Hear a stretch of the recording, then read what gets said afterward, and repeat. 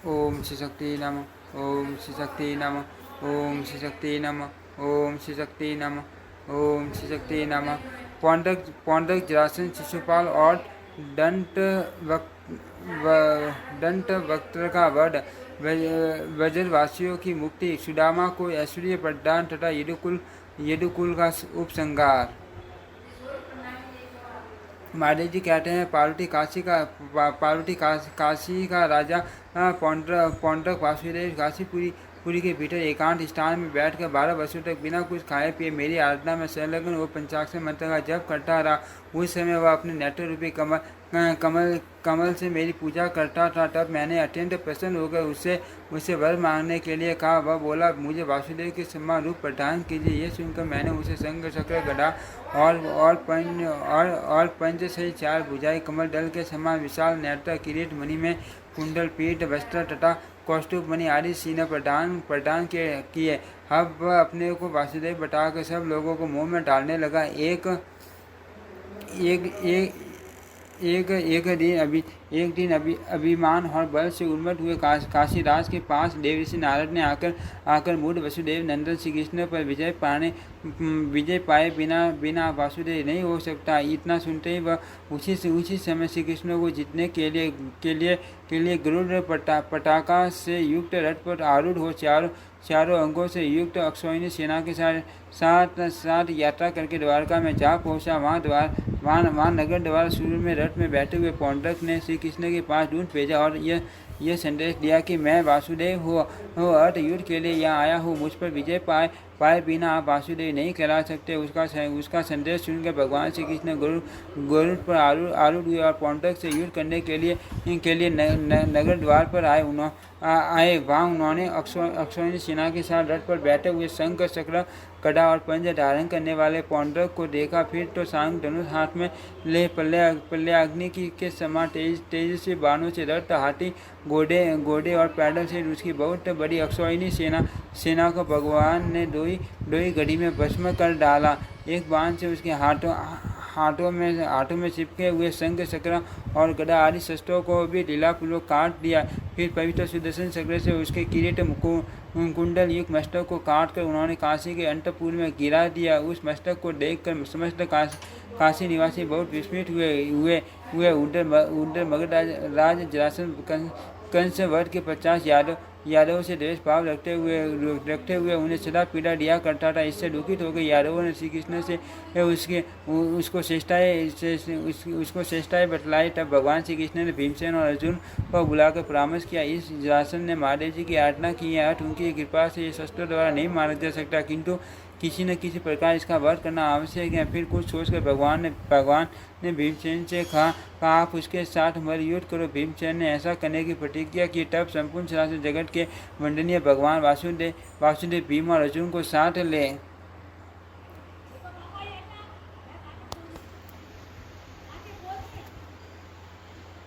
जरासंध की पुरी में गए और वहाँ ब्राह्मण का वेश धारण करके उन सब ने राजा के अंतपुर में प्रवेश किया। उन्हें देखकर जरासंध ने साष्टांग प्रणाम किया और योग्य आसन पर बिठाकर मधुपर्क की विधि से उनका पूजन करके कहा, दिव्यजनों में धन्य करते हो आप लोग किस लिए मेरे समीप पधारे हैं, उसे बतावे। मैं आप लोगों को सब कुछ दूंगा। तब उनमें से भगवान श्री कृष्ण ने हंसकर कहा, राजन, हम कर्म श्री कृष्ण, भीमसेन और अर्जुन हैं तथा युद्ध के लिए आपके पास आए हैं। हम में से किसी एक को दंड युद्ध के लिए स्वीकार करो। बहुत अच्छा कहकर उसने उनकी बात मान ली और दंड युद्ध के लिए भीमसेन का वर्ण किया। फिर तो भीमसेन और जरासंध में अत्यंत भयंकर मल्ल युद्ध हुआ, जो लगातार 27 दिनों तक चलता रहा। उसके बाद श्री कृष्ण के संकेत से भीमसेन ने उसके शरीर को सील ढाला और 2 टुकड़े करके उसे पृथ्वी पर गिरा दिया। इस प्रकार पांडु नंदन भीम की द्वारा जरासंध का वध कराकर उसके कैद किए हुए राजाओं ने भी भगवान ने मुक्त किया। वे राजा भगवान मधुसूदन को प्रणाम और उनकी स्तुति करके उनके द्वारा सुरक्षित हो अपने देश को चले गए। तदनंतर भगवान वासुदेव ने भीमसेन और अर्जुन के साथ इंद्रप्रस्थ में जाकर महाराज युधिष्ठिर से राजसूय नामक महायज्ञ का अनुष्ठान कराया। यज्ञ समाप्त होने पर युधिष्ठिर ने भीष्म जी की अनुमति से अग्नि पूजा पूजा का अधिकार श्री कृष्ण को ही दिया। सर्वप्रथम उन्हीं की पूजा की कि उस समय शिशुपाल ने श्री कृष्ण के प्रति बहुत से आक्षेप युक्त वचन कहे। तब श्री कृष्ण ने सुदर्शन चक्र के द्वारा उसका मस्तक काट डाला। वह 3 जन्मों की समाप्ति के बाद उस समय श्री हरि के सारूप्य को प्राप्त हुआ। शिशुपाल को मारा गया सुनकर दंत वक्त श्री कृष्ण से युद्ध करने के लिए मथुरा में गया। यह सुनकर श्री कृष्ण भी मथुरा में उससे युद्ध करने के लिए गए। वहाँ मथुरापुरी के दरवाजे पर यमुना के किनारे उन दोनों में दिन रात युद्ध होता रहा। अंत में श्री कृष्ण ने दंत वक्त पर गदा से प्रहार किया। उसकी चोट खाकर वज्र से विदीर्ण हुए पर्वत की भांति उसका सारा शरीर सुर हो गया और वह प्राणी होकर पृथ्वी पर गिर पड़ा। दंत वक्त भी योगी को प्राप्त होने योग्य नित्यानंद में सुख से परिपूर्ण सनातन परम पद रूप भगवत सायुज्य को प्राप्त हुआ। इस प्रकार जय और विजय संकारी के साप के व्यास से केवल भगवान की लीला में सहयोग देने के लिए संसार में 3 बार उत्पन्न हुए और तीनों ही जन्मों में भगवान के ही हाथ से उनकी मृत्यु हुई। इस तरह 3 जन्मों की समाप्ति होने पर वे पुण्य मोक्ष को प्राप्त हुए। दंत वक्त का वध करने के पश्चात भगवान श्री कृष्ण यमुना की पार हो नन के वज्र में गए और पहले के पिता माता नंद और यशोदा को प्रणाम करके उन्होंने उन दोनों को आश्वासन दिया। फिर नंद और यशोदा ने भी नेत्रों से आंसू बहाते हुए भगवान को हृदय से लगाया। तत्पश्चात श्री कृष्ण ने वहाँ के समस्त बड़े बूढ़े गोपों को प्रणाम करके आश्वासन दिया और बहुमूल्य रत्न वस्त्र तथा आभूषण आदि देकर वज्र के समस्त निवासियों को संतुष्ट किया। वहाँ रहने वाले नंद गोप आदि सब लोग तथा पशु पक्षी और मृग आदि भी भगवान की कृपा से स्त्री पुत्रों से दिव्य रूप धारण करके विमान पर बैठे और परम वैकुंठ धाम को चले गए। इस प्रकार समस्त व्रजवासियों को अपना निरामय वर्ण प्रदान करके भगवान श्री कृष्ण शोभामयी द्वारकापुरी में आए। उस समय आकाश में स्थित देवगण उनकी स्तुति कर रहे थे। द्वारका में वसुदेव उग्रसेन संकर्षण प्रद्युम्न अनिरुद्ध और अक्रूर आदि यादव सलाह भगवान श्री कृष्ण का पूजन किया करते थे। वे विश्व रूपधारी भगवान भांति के दिव्य रत्नों द्वारा निर्मित मनोहर ग्रहों से कल्पवृक्ष के फूलों से सजी हुई सवस एवं कोमल शैयाओं पर 16,008 रानियों के साथ प्रतिदिन आनंद का अनुभव करते थे। उन दिनों श्री कृष्ण और बलराम जी का बाल सखा एवं सहपाठी एक ब्राह्मण था जो अत्यंत दरिद्रता से पीड़ित रहता था। एक दिन बस भीख में मिला हुआ मुट्ठी पर चावल पुराने सीटड़े में बांध कर भगवान वासुदेव से मिलने के लिए परम मनोहर द्वारका नगरी में आया और रुक्मिणी के अंतपुर के दरवाजे पर जा सन पर चुपचाप खड़ा रहा। इतने में उसके ऊपर श्री कृष्ण की दृष्टि पड़ी। उन्होंने ब्राह्मण को आया जान आगे बढ़कर उसकी आवागनी और प्रणाम करके हाथ पकड़कर महल के भीतर ले जा उसे सुंदर आसन पर बैठाया। वह बेचारा भय से काँप रहा था, किंतु भगवान ने रुक्मिणी के हाथ में रखे हुए सूर्य में कलश के जल से स्वयं ही उसके दोनों शरण धोकर मधुपर के द्वारा उसका पूजन किया। फिर अमृत के सम्मान मधुर अन्न पान आदि से ब्राह्मणों को तप करके उसके पुराने सितारे में बंटे हुए चावलों को लेकर भगवान ने हंसते हंसते उनका भोग लगाया। उन्होंने ज्यों ही उन चावलों को मुंह में डाला, त्यों ही ब्राह्मण को पशु धन धान्य वस्त्र एवं आभूषणों से युक्त मान ऐश्वर्य प्राप्त हो गया। किंतु उस समय भगवान ने खाली हाथ विदा होकर उसने अपने मन में इस बात का विचार किया कि इन्होंने मुझे कुछ नहीं दिया। निवास स्थान में पहुंचने पर जब उसने अपने लिए धन धान्य से संपन्न ग्रह देखा तो उसे निश्चय हो गया कि यह सब श्री हरि की कृपा से ही प्राप्त हुआ है। ब्राह्मण ने प्रसन्नचित होकर दिव्य वस्त्र एवं आभूषण आदि के द्वारा पत्नी के साथ समस्त कामनाओं का उपभोग किया और श्री हरि की प्रसन्नता के लिए नाना प्रकार के यज्ञों का अनुष्ठान करके उन्हीं के पश्चात से वह परम धाम को प्राप्त हुआ। धृतराष्ट्र के पुत्र दुर्योधन ने छलपूर्वक जुआ खेलकर उसी के ब्याज से पांडवों का सारा राज्य हड़प लिया था और उन्हें अपने राज्य से निर्वासित कर दिया था। इससे युधिष्ठिर भीमसेन ने अर्जुन नकुल और सहदेव ने अपनी पत्नी द्रौपदी के साथ मान वन में जाकर वहाँ 12 वर्षों तक रहे। फिर 1 साल तक उन्हें अज्ञातवास करना पड़ा। अंत में सब मत्स्य देश के राजा विराट के भवन में एकत्रित हुए और भगवान श्री कृष्ण की सहायता से धृतराष्ट्र पुत्रों के साथ युद्ध करने को आए अनेक देशों से आए हुए राजाओं के साथ परम पुण्य में कुरुक्षेत्र में जुटे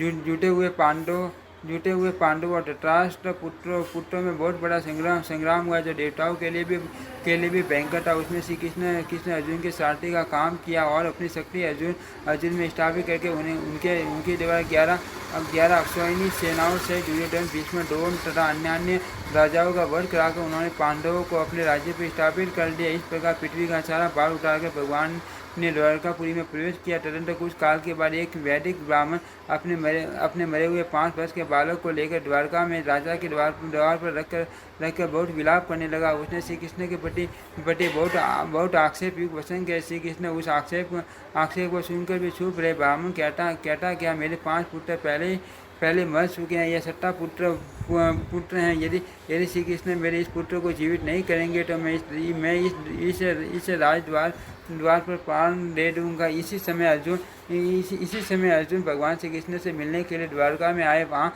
उन्होंने पुत्र शोक से विलाप करते हुए ब्राह्मण को देखा। उसका 5 वर्ष का बालक काल के मुख में चला गया। यह देखकर अर्जुन को बड़ी दया आई। उन्होंने ब्राह्मण को अभयदान देकर प्रतिज्ञा की मैं आपके पुत्रों को जीवित कर दूंगा। उनसे आश्वासन पाकर ब्राह्मण प्रसन्न हो गया। उन्होंने मंत्र पढ़कर अनेक संजीवना स्त्रोतों का प्रयोग किया किंतु वह बालक जीवित न हुआ। इससे अपनी प्रतिज्ञा झूठी होती देख अर्जुन को बड़ा शोक हुआ और उन्होंने उस ब्राह्मण के साथ ही प्राण त्याग देने का विचार किया। यह सब जानकर भगवान श्री कृष्ण अंतपुर से बाहर निकले और उस वैदिक ब्राह्मण से बोले मैं आपके सभी पुत्रों को ला दूंगा। ऐसा कहकर उसे आश्वासन दे अर्जुन से गरुड़ पर आरूढ़ हो वे विष्णु लोक में गए। वहाँ दिव्य पनी में मंडप में श्री लक्ष्मी देवी के साथ बैठे हुए भगवान नारायण को देख श्री कृष्ण और अर्जुन ने उन्हें नमस्कार किया। भगवान ने उन दोनों को अपनी भुजाओं में कस लिया और पूछा आप दोनों किस लिए आए हो।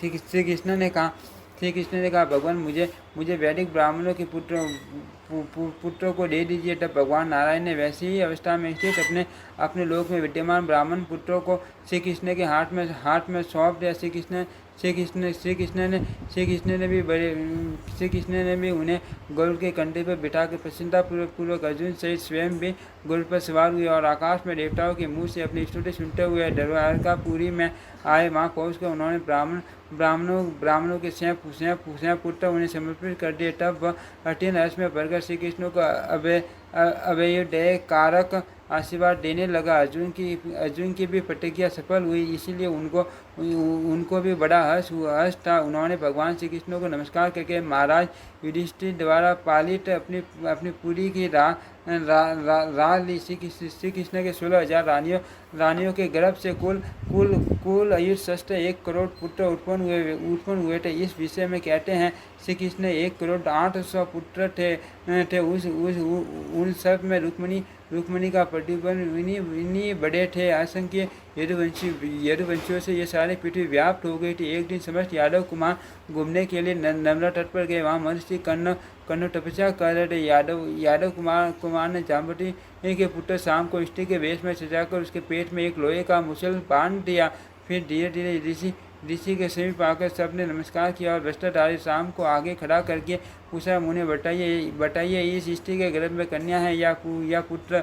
मुनि ने मन ये सब बात जानकर क्रोधपूर्वक कहा अरे आप सब लोग इसी मुसल से मारे जाओगे। यह सुनकर सबका हृदय उद्विग्न हो उठा।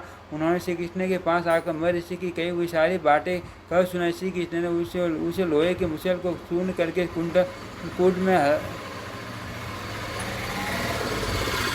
कूद में डलवा दिया। उस सूर्य से वज्र के समान कठोर बड़े बड़े सारंगें उग आए। मुसल के शून्य होने से एक लोहा बस गया था जो कनिष्ठी का अंगुली के बराबर था। उसको एक मत्स्य निकल गया। उस मत्स्य को निषाद ने पकड़ा और उसके पेट से उस मुसला शेष लोहे को निकालकर बांध के आगे का फल बनवा लिया। कुछ दिनों के बाद समस्त यादव परस्पर आक्षेप युग वसन कहते हुए उन शरणकों द्वारा एक दूसरे से लड़कर नष्ट हो गए। भगवान श्री कृष्ण युद्ध से शांत होकर कल्प पक्षी साया में सो रहे थे। उसी समय वह निषाद धनुष बाण लेकर शिकार खेलने के लिए आया। भगवान श्री कृष्ण के सिवा समस्त यादव युद्ध में काम आए। समस्त यादव युद्ध में काम आए थे। वे सभी मरने के पश्चात अपने अपने देव स्वरूप में मिल गए। इस प्रकार मुसल द्वारा सबका संहार करके अकेले भगवान श्री कृष्ण अनेक लताओं से व्याप्त मान कल्प वृक्ष की छाया में लेटे हुए अपने सत्तर व्यूहगत वासुदेव स्वरूप का चिंतन कर रहे थे। वे घुटने पर अपना एक पैर रखे मानव लोक का त्याग करने को उद्यत थे। उसी समय मरगिया से जीविका चलाने वाले उस निषाद ने काल के प्रभाव से चक्र वज्र ध्वजा और अंकुश आदि चिन्हों से अंकित भगवान के अत्यंत लाल तलवे को मृग जांग का लक्ष्य करके बाण डाला बिंड डाला। उसके बाद उसने भगवान श्री कृष्ण को पहचाना। फिर तो मान भय से पीड़ित हो वह थर कांपने लगा और दोनों हाथ जोड़कर बोला, नाथ मुझसे बड़ा अपराध हुआ, क्षमा करे। यो कहकर वह भगवान के चरणों में पड़ गया। निषाद को इस अवस्था में देख भगवान श्री कृष्ण ने अपने अमृत में हाथों से उठाया और यह कहकर कि आपने कोई अपराध नहीं किया है, उसे आश्वासन दिया। इसके बाद उसे योगियों को प्राप्त होने योग्य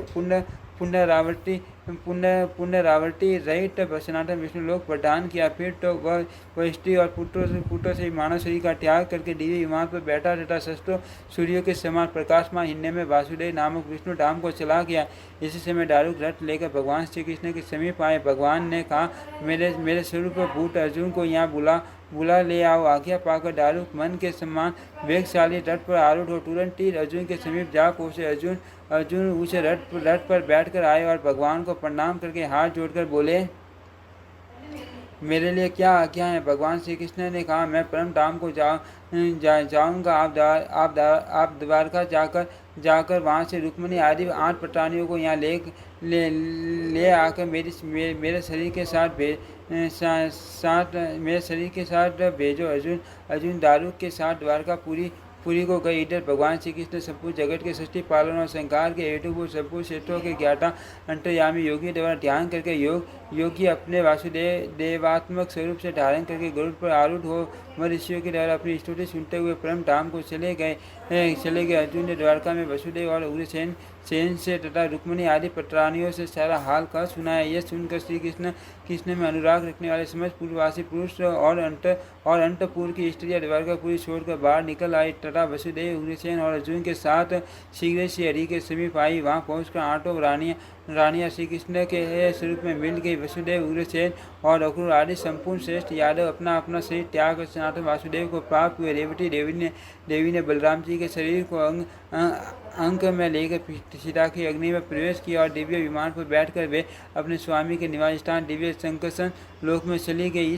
इसी प्रकार रुक्मिणी पुत्री प्रतिपन के साथ उषा अनिरुद्ध के साथ तथा यदुकुल कुल की अन्य स्त्रियां अपने अपने पतियों के शरीर के साथ अग्नि प्रवेश कर गई। उन सब का ऑर्डर व दैहिक कर्म अर्जुन ने संपन्न किया। उस समय दारुक भी दिव्य अश्वों से छूटे हुए सुग्रीव नामक दिव्य रथ पर आरूढ़ हो परम धाम को चले गए। पारिजात वृक्ष और देवताओं की सुधर्मा सभा ये दोनों इंद्रलोक में पहुंच गए। तत्पश्चात द्वारकापुरी समुद्र में डूब गए। अर्जुन भी यह कहते हुए कि अब मेरा भाग्य नष्ट हो गया है, सारे कालीन सूर्य की भांति तेजोहीन होकर अपनी पुरी में चले आए। इस प्रकार संपूर्ण देवताओं के हित के लिए तथा पृथ्वी के समस्त भार का नाश करने के लिए भगवान ने यदुकुल में अवतार लिया और संपूर्ण राक्षसों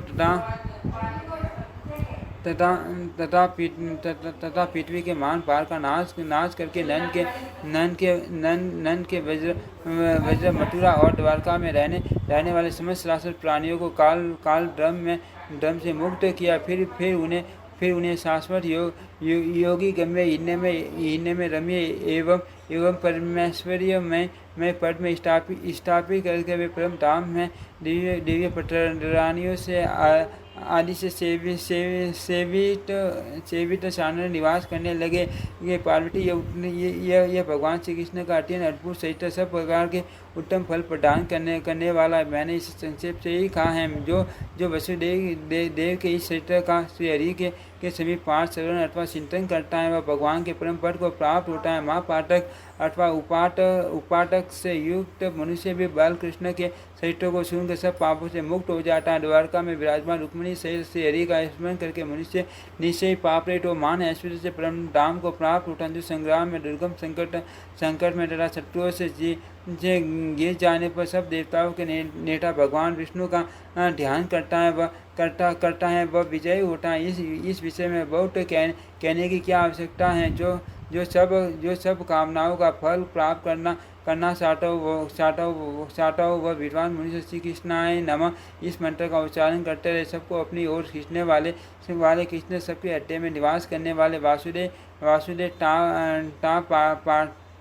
वासुदेव पाप ताप को हरने वाले श्री हरि परमात्मा तथा पन्नड़ जनों का कलेश दूर करने वाले भगवान गोविंद को बारंबार नमस्कार। जो प्रतिदिन भक्तिपूर्वक इस मंत्र का जप करता है वह सब पापों से मुक्त वो श्री विष्णु लोक को जाता है। भगवान जनार्दन संपूर्ण देवताओं के ईश्वर है। वे समस्त लोगों की रक्षा करने के लिए ही भिन्न अवस्थाओं को ग्रहण करते हैं। वे किसी विशेष उद्देश्य की सिद्धि के लिए बुद्ध रूप में अवतीर्ण होते हैं। कलयुग के अंत में एक ब्राह्मण के घर में अवतीर्ण हो भगवान जनार्दन समस्त मनुष्यों को संहार करेंगे। ये सब जगदीश्वर की